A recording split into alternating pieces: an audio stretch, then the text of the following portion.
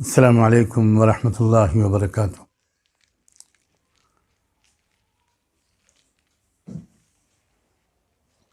کئی دن سے لگاتار ملک کے مختلف علاقوں سے علماء کرام اور باشعور اور فکرمند مسلمان بھائی اور بزرگ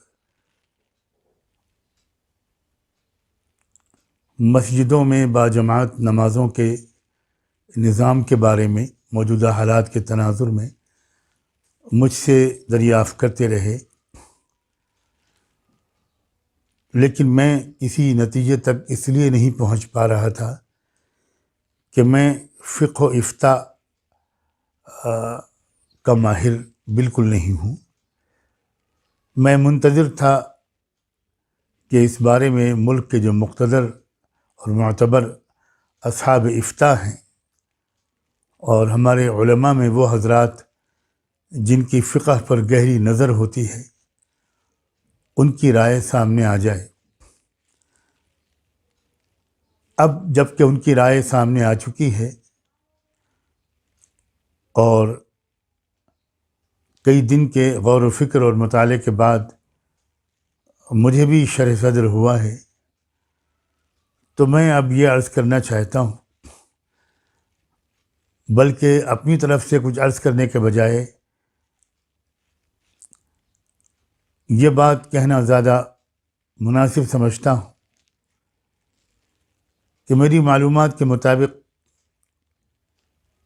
سب سے پہلے ہمارے ملک کے ممتاز علماء اور اہل افتاء میں اس بارے میں مفتی عزیز الرحمن صاحب، مفتی اعظم مہاراشٹر، جو یقیناً اس وقت صف اول کے اہل افتاء میں جن کا شمار کیا جاتا ہے، انہوں نے اس سلسلے میں ممبئی شہر کے ایک ممتاز دانشور، عالم دین اور ملی رہنما ہمارے محترم دوست مولانا حکیم محمود دریابادی کے استفسار پر ایک تفصیلی جواب تحریری طور پر اور زبانی طور پر عنایت فرمایا، اور بعد میں اس فتوے کی، اس جواب کی تائید بمبئی کے اور غالباً گجرات کے کچھ مشاہیر اہل فتویٰ نے بھی کی۔ اس فتوے کا خلاصہ یہ ہے کہ مسجدوں میں اذان وقت کی پابندی کے ساتھ ہوتی رہے، اور جن مسجدوں میں امام، مؤذن اور خادم وغیرہ حضرات مقیم رہتے ہیں، یہ لوگ حسب معمول نماز باجماعت کا اہتمام جاری رکھیں، اور باقی سب حضرات محلے کے لوگ، مسجد کے 5 وقتہ نمازی، وہ اپنے اپنے گھروں میں نمازیں ادا کریں، اور جن مسجدوں میں مقیم عملہ نہیں ہوتا، وہاں کے بارے میں ان کی یہ رائے واقعی مناسب معلوم ہوتی ہے کہ اس مسجد کے گرد و نواح میں رہنے والے چند صحت مند نوجوان وہ وہاں پر اعتکاف کی نیت سے مقیم رہیں۔ وہ 3 دن کا اعتکاف کر لیں، اس کے بعد دوسرے نوجوان آ جائیں، یا 24 گھنٹے کا اعتکاف کر لیں، 4-6 نوجوان اگر آ کر اعتکاف کر لیں اور وہیں مسجد میں وہ اذان، نماز باجماعت وغیرہ کا اہتمام کرتے رہیں، تو یہ زیادہ بہتر شکل ہوگی، کیونکہ اس میں کوئی شک نہیں ہے، اب کوئی شک باقی نہیں رہ گیا کہ یہ وبائی بیماری بہت بھیانک شکل اختیار کر رہی ہے، اور ہمیں اپنی احتیاطوں کو بڑھا دینا ضروری ہے، اور اسلام بھی اس سلسلے میں ہماری حوصلہ افزائی کرتا ہے، رہنمائی کرتا ہے۔ اور اس میں ایک پہلو یہ بھی ہے، ذہن میں رکھیں کہ ہم خود اپنی مسجدوں میں بہت نمازیوں کی تعداد کو کم کر دیں چند دن کے لیے، اس سے پہلے کہ کوئی اور ہماری مسجدوں کو مکفل کر دینے کا حکم جاری کرے، اس سے اور ناخوشگواریاں پیدا ہوں گی جس کی اس وقت ملت اور ملک دونوں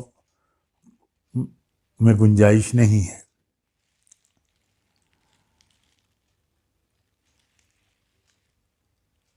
ایک بات اور یہ بھی ذہن میں رکھیں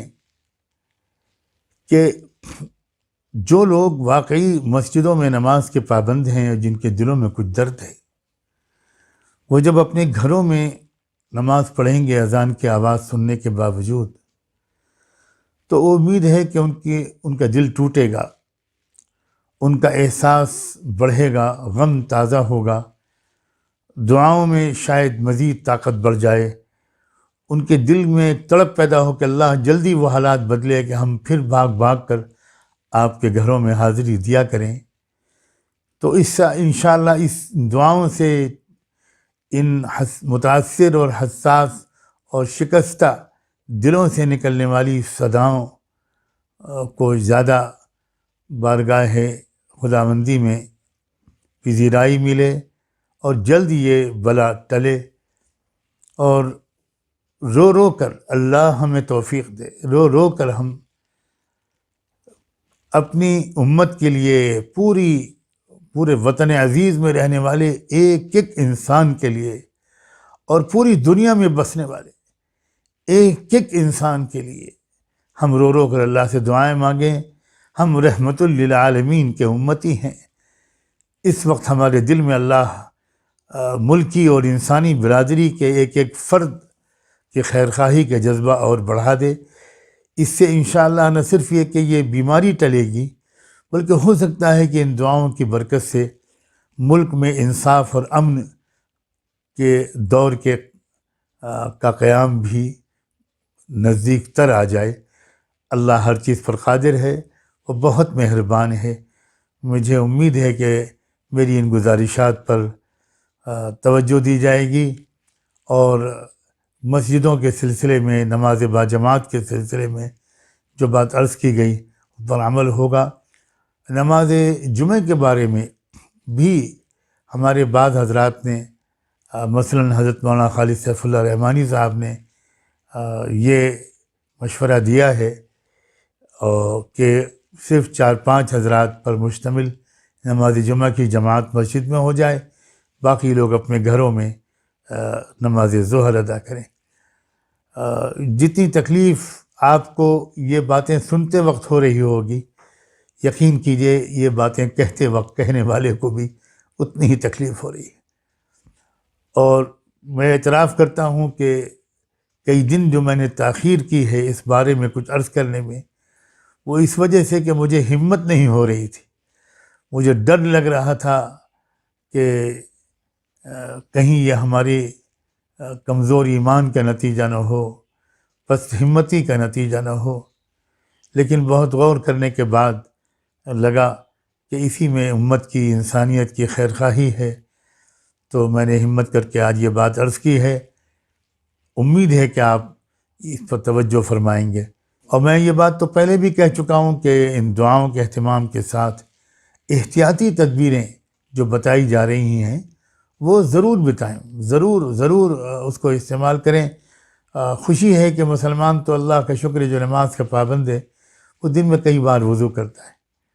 وضو اور اہتمام سے کریں، تمام سنتوں کے اہتمام کے ساتھ وضو کریں گے تو آپ کی ناک بھی صاف ہوگی، آپ کا حلق بھی صاف ہوگا، آپ کا منہ بھی صاف ہوگا، آپ کے ہاتھ بھی اور زیادہ صاف ہوں گے، تو اور زیادہ آپ انشاءاللہ محفوظ رہیں گے۔ تو احتیاطی تدبیریں جو بتائی جا رہی ہیں، ایک بڑی آسان تدبیر بتا رہے ہیں ڈاکٹر حضرات کہ دن میں کئی بار گرم پانی پیا کریں۔ کتنی آسان ترکیب ہے۔ کہا جاتا ہے کہ یہ جو وائرس ہے یہ حلق میں جا کر پہلے رکتا ہے۔ دیکھیے اللہ کا انتظام، یہ سیدھے اندر پھیپھڑوں میں نہیں جاتا، یہ پہلے حلق میں جا کر رکتا ہے، اور ضرور رکتا ہے، اور کئی دن رکتا ہے۔ اگر یہ پانی پیا جاتا رہے گا تو ڈاکٹر حضرات کے کہنے کے مطابق یہ وائرس پھر یہ ہمارے سانس لینے کے نالی کے ذریعے پھیپھڑے میں جانے کے بجائے یہ حلق سے اتر کر معدے میں چلا جائے گا، اور معدے میں جو ایسڈ تیار ہوتا ہے گیسٹرک، وہ اس کو فوراً ہلاک کر دیتا ہے اور یہ بالکل بے ضرر ہو کر باہر خارج ہو جاتا ہے۔ یہ بہت آسان ترکیبیں ہیں، ان کو بھی ضرور استعمال کریں اور دعا کا اہتمام کریں۔ میں ایک بار پھر یاد دلا دوں، دعاؤں کا اہتمام بہت بڑا ہی ہے۔ دعا عجیب و غریب چیز ہے جو اللہ نے ہم کو دی ہے۔ اللہ تعالیٰ اپنے کیے ہوئے فیصلوں کو بھی دعا کی وجہ سے بدل دیتا ہے۔ ذرا غور تو فرمائیے، کیا طاقت ہے دعا میں۔ ہمیں اعتراف کرنا چاہیے کہ ہم نے اللہ کی دی ہوئی اس نعمت کی قدر نہیں کی۔ آئیے آج سے شروع کریں اور اہتمام کے ساتھ لمبی لمبی دعائیں مانگیں۔ اللہ تعالیٰ ہمیں دعا مانگنے کی توفیق بھی عطا فرمائے اور ہر دعا کو قبول بھی فرمائے۔ جزاکم اللہ وبارک فیکم۔ السلام علیکم ورحمۃ اللہ وبرکاتہ۔